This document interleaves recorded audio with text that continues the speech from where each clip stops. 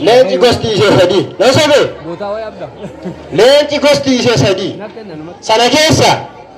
tokko qeerransa tokko adurre sanaaf adurree aadaa ishee keessatti aannan dhuguu fi sagalee ishee akkam gadi qabdee hawaaduwaan yeewu jetti. Leenci immoo sababaa gootummaa qabu sanaafis nama wanti hin ta'u namas hin gabbaru inumaadha jechuudha. Kanaaf wanti isinii jechuu barbaade leenci tokko wanti yaaduuf hiika qaba. Isin gisee yeroo hunda jechuudha. Yeroo amma kana keessatti yeroo cidha tokko iyyuu namni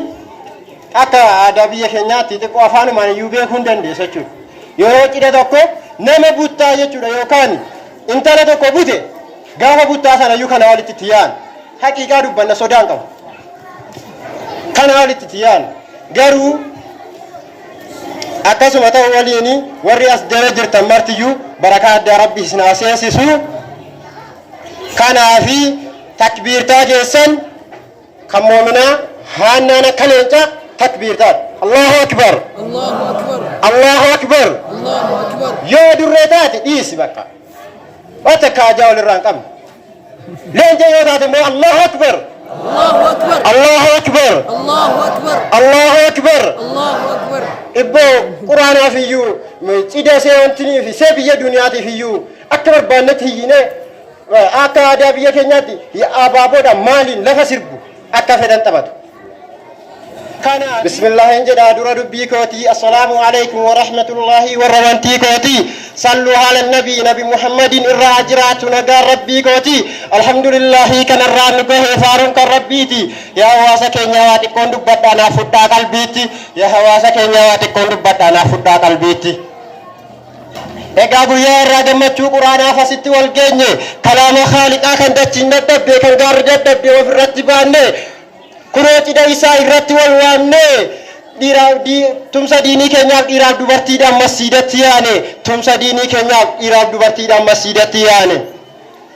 Quraana jechuun hujjaa biyya lamaa kan rabbiin jaallatu kana badhaafamaa mee xiinxalaa laala ummanni hundinuu kana illaatama omaan kennamu beekaa hundi namaa kun badhaasa rabbii kun yaabboleessoo badhaasa Khaaliqaa arshii irraa ergama kun yaabboleessoo badhaasa Khaaliqaa arshii irraa ergama. Gammachuu irraa dhaabagattiin singee barattoonni marti quraana kennamuun badhaasa rabbiiti yoo itti hojjettee isa jala deemtee sibiraa inafu aga qiyamaatti hujjatu alayka yookaan sitti taati kan ragaa nuuf bahu ati nuuf taasisi kan ragaa nuuf bahu ati nuuf taasisi. Beekaa guyyaan irraa gammachuu addaati cidhaa fi waltajjii biyyoota lafaati waliyyuun madaalu nama qofaa miti malaayikaan samaa marsanii ilaalu. Nama qofaa miti malaayikaan samaa marsanii ilaalu beekaa guyyaan irraa guyyoota biraatti walitti hin dhufu waliyyuun madaalu namni guyyaa irraa irratti hirmaatte ija rahmataati irraa maasi ilaalu rakkoo rakkina kee quraanaaf hadiisaan rabbi si haa yaalu rakkoo rakkina kee quraanaaf hadiisaan rabbi si haa yaalu. Beekaa muslimni seerri ittiin bullu quraana ta'uusaa badhaasa rabbiiti karaan irra deemnus irra caalaa namaa karaa nabiyyiiti nabi Muhammadin dattara halamaa kan inni barate Jibriil irratti kan barsiisi jedhee Jibriiliin ergas mootii ardiif samiiti kanaaf beekaan akka isaa argamuu hin dandeenye duniyaa irratti kanaaf beekaan akka isaa argamuu hin dandeenye duniyaa irratti. Bara kuma tokko dhibba furiin dura biyyoonni addunyaa kufuriin faalame dhibee wallaalummaaf dhibee kufuriitiin addunyaan faalame irra caalaan namaa nabiin keenya ergamuun addunyaa yaalame mirgoo qonnaaf tolu haada irratti beeku akkuma jedhame yeroo jalqabaa jaahilummaa keessa Muhammad Amiinin jedhamee waamame yeroo jalqabaa jaahilummaa keessa Muhammadin Amiinin jedhamee waamame.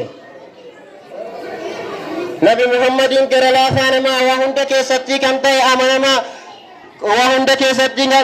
كان تي أمانة محمد أمين جدا ميوامما يا واسا كنيا لساني كوني مال مدالما دكتور عالما دكم نكفري دكم نفاق عيساني جالما كيرو جلقبا حواس الدنيا كفري دا باسي كان كمالا ودو زريدا والجري جاهل ما باسي حقت ما وانتا هم من قريشا غند كيسا باسي الكاني تجابي متارات ديگه اسلام ما كنو الدنيا تباسي متارات ديگه اسلام ما كنو الدنيا تباسي كلام تاريكا كان دچين دبدي كان غاري دبدي فرت باتي جلقبا راكا سيلان الرا اسلام ما كنو الدنيا تباسي